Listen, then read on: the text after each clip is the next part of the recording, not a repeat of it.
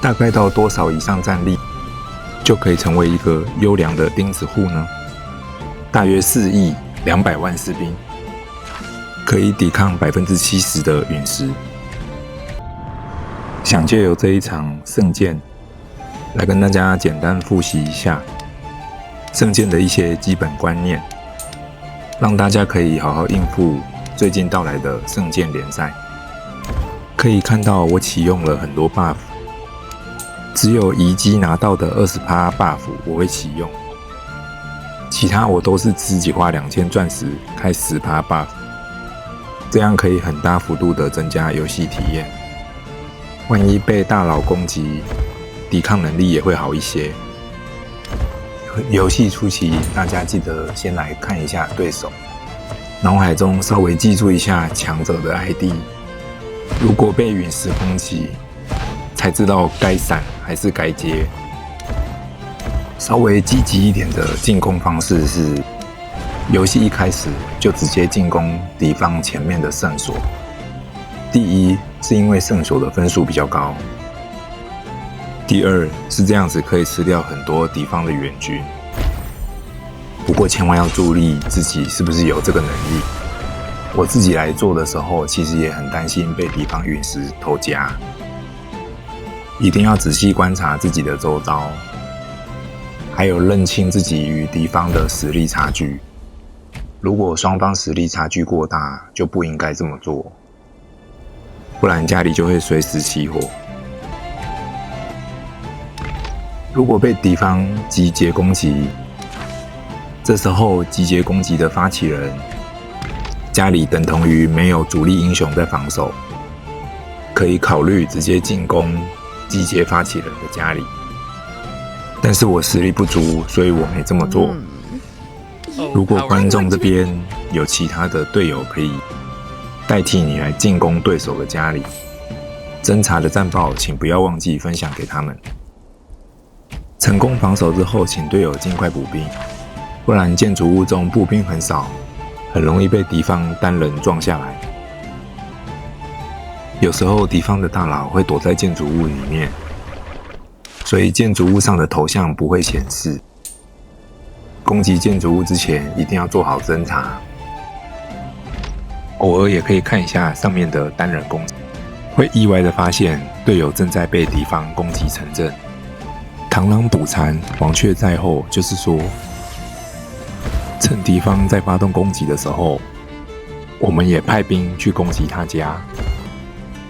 但是我手速不够快，所以打到他的主力英雄。我相信观众们一定可以做得更好。如果你有空去看战报，发现敌方的步兵快要没有了，千万不要犹豫，请直接攻击，因为没有步兵之后，骑兵跟工兵都会死得超级快。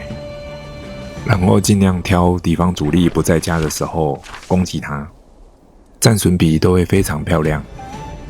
如果有侦查到单人攻击就可以夺下来的脆弱的建筑物，麻烦立刻去把它夺下来，因为打建筑物里面的守军分数会更高，而且机不可失。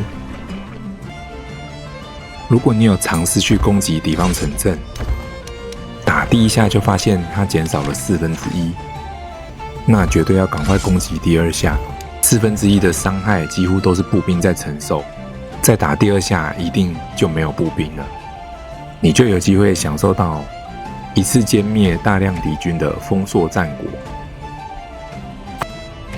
当你在进行集结攻击的时候，如果被大鲸鱼偷家，大概就是这种感觉，非常的不划算。如果有10000分以上的建筑物，也要特别注意，因为这些都会变成敌方逆转的子弹。然后这是同一个攻击手，在集结攻击的时候又被偷家了。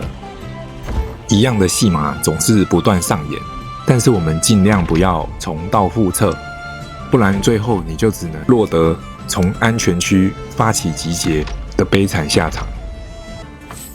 如果你是没开 buff 的玩家，那你绝对要学学这只鸭子的做法。它四处侦查，不断寻找防守薄弱的建筑物，单人攻击赚取积分，还自己一个人捡取了大量的分数。以不花半毛钱的战法来说，他这样真的非常厉害，而且他跑来跑去，我们也不可能一直追着他打，就像是一只打不死的小强一样。而且他不防守建筑物，赚到杀敌分数，还有捡取积分之后就撤退，因为他们已经是必输的局，所以他把士兵都拉在自己身上，只保护好自己的城镇，然后持续寻找弱点来进攻。如果你也遇到逆风局，而且是必输的这种，请一定要学他，这样才可以帮助你赚取18万分，奖励拿好拿满。他持续侦查，找到我方防守脆弱的点，应该是单人进攻了4、5次，在他的努力之下，建筑物陷落了。我来偷袭他家也失败了，就是因为他很着重于自身的防守。他知道建筑物防守不住，甚至还会只派一支兵占领建筑物，本身的兵力还是很多。这个玩家非常聪明。你要单人攻击对方建筑物的时候，如果兵力不是太多，撞一下，撞2下，也许第3下就可以成功了。因为建筑物的士兵，即使是轻伤，也会离开建筑物。了不起就几十万士兵，比起玩家的城镇来说，有时候反而更好打，更容易赚分。不论是顺风局还是逆风局，你都可以试试看。遇到这种出来减分的小玩家，而且还没开反侦查，摸清情报之后攻击看看。如果步兵很少，或是没有步兵，一定要马上攻击他第2次。扑空的同时，也提醒各位，传送要按得够快，才能维持住你的续战力。看到队友即将被陨石攻击，如果没有跑，就是代表他在做耐力测试。被打1下没事，被打2下没事。集结攻击来了，会不会出事呢？当然会出事，而且还蛮严重的。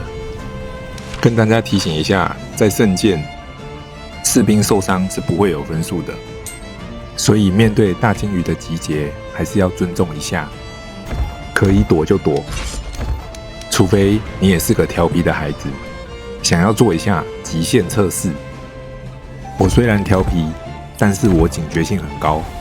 主力英雄不在家，我不会接战，利用传送把主力拉回身上。圣剑的最后20秒，刚好也可以确认一下自己的极限在哪。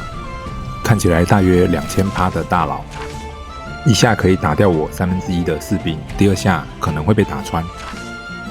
这样对之后的圣剑联赛就比较可以知道，遇到什么样等级的对手，应该保守或是积极。所以大家偶尔也可以在圣剑快结束的时候做一些测试，了解自己的极限在哪，才可以拟定更优化的战斗策略哦。